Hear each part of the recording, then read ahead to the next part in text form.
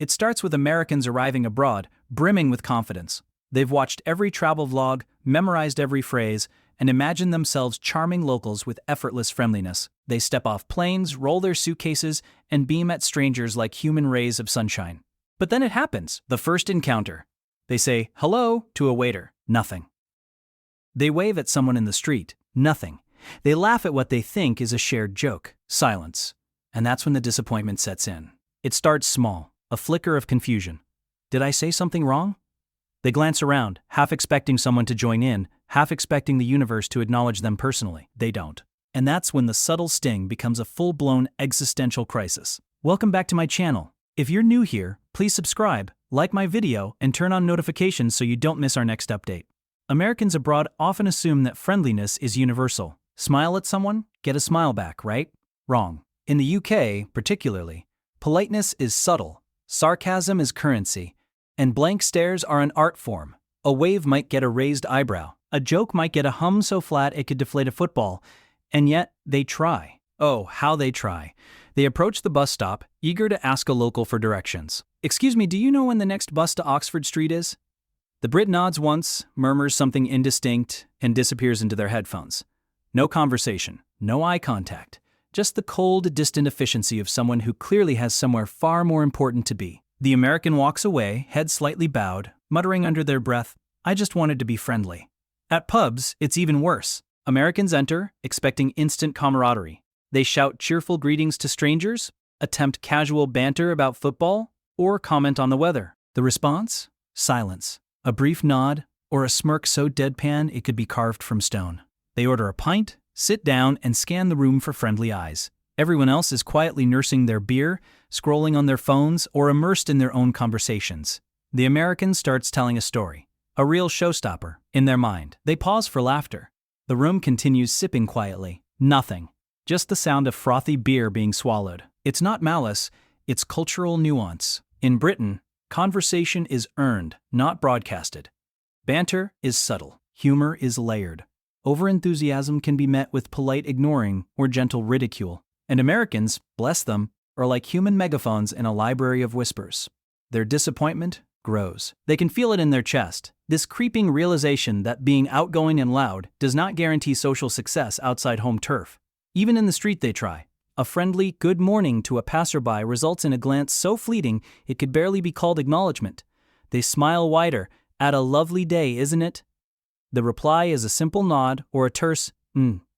And yet the American persists, because optimism is their secret weapon. But the longer it goes unreciprocated, the sharper the sting. The realization dawns, they are invisible, or at least socially backgrounded, and it's everywhere. Tourist attractions are arenas of silent disappointment. Americans ask questions about history or landmarks, expecting to spark conversation. Locals answer politely, then move on. Street performers attract crowds, but the Americans' attempts to join in conversation fall flat. They start to doubt their instincts. Were they too loud? Too cheerful? Too American? The disappointment is compounded when group dynamics enter. Friends or family are enjoying themselves, laughing, blending in. The American tries to join in, only to find the local group subtly ignoring attempts at engagement. They try a joke, a playful nudge, or even an enthusiastic thumbs up. Silence. The laugh comes a second too late, or not at all. Their optimism wavers. Even gestures of kindness can fail. They hold a door open, expecting smiles. The door is walked through, but the acknowledgement is nothing more than a hurried glance. They give way in a queue. Nothing. They tip extra at a cafe. Polite thanks, no conversation. And the American, ever hopeful, wonders if this is a temporary social cold shoulder or a permanent cultural freeze. Yet there's a strange beauty in it. Because through all the awkwardness, the missed connections, the polite ignoring, the Americans persist. They wave at cabbies. They compliment street art. They ask strangers about the weather. And occasionally, something magical happens. A British local responds with a warm smile, a laugh, a quip that lands perfectly. The American beams. Their disappointment softens. They realize that while the majority may be distant, some connection is possible. It's rare, precious, and celebrated internally, like winning the social lottery. But the truth remains. Americans abroad, full of charm, optimism, and enthusiasm, will often be met with polite indifference, and the disappointment, while crushing at first, is part of it's the awkwardness, the silent dinners, the blank stares that make the occasional moment of recognition feel monumental. That one nod, that brief laugh, that tiny acknowledgement, it's enough to remind them why they came in the first place. Some will learn. They'll adapt. They'll tone down the volume, master the art of subtle humor, and survive the British social cold shoulder. Others will persist with unabashed optimism, waving, smiling, narrating their lives loudly, hoping that someone, somewhere, notices. And sometimes, someone does. Sometimes, a Brit will respond, and it feels like winning an Oscar. In the end, it's all part of the experience. The glorious, heartbreaking, often hilarious disappointment of being an American abroad in a country that simply doesn't clap back at every greeting. And maybe, just maybe, it's not about being ignored, it's about learning patience, subtlety, and the quiet joy of those rare moments when connection happens. Because for Americans abroad, the disappointment is inevitable, but the occasional, fleeting acknowledgement, that makes every awkward encounter worth it.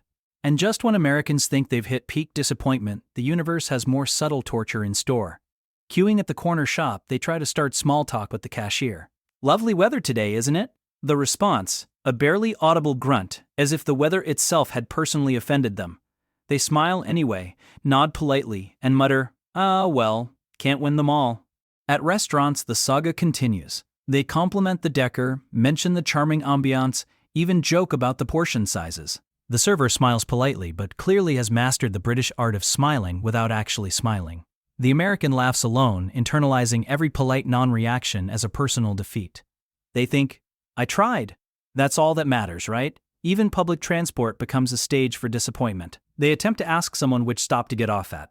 The local replies with minimal words, and the American realizes they've already disappeared into their own little bubble of headphones. They arrive at their stop, half embarrassed, half amazed, at the sheer efficiency of being ignored while still being surrounded by people. Yet sometimes, unpredictably, a Brit's dry humor cuts through. A cheeky comment, a subtle sarcastic jab, or a shared exasperated eye roll at the same minor inconvenience, the kind Americans would never anticipate, suddenly bridges the gap, and the American laughs. Oh, they laugh. It's brief, fleeting, but it feels like a small victory against the tide of polite ignoring. By the end of the day, the lesson becomes clear. Americans abroad will often be met with blank stares, polite nods, and social distance, but it's not failure, it's an unspoken cultural test, and every small acknowledgement, every quiet laugh, every tiny human connection is celebrated internally as if they've climbed Everest in a t-shirt and shorts. Because in the grand theater of life abroad, Americans learn that being ignored isn't defeat. It's the prelude to the rare, hilarious, heartwarming moment that makes all the awkward encounters, the blank stares, and the polite indifference completely worth it. And that, perhaps, is the ultimate charm of being an American abroad, the eternal hope that someone, somewhere, will finally notice.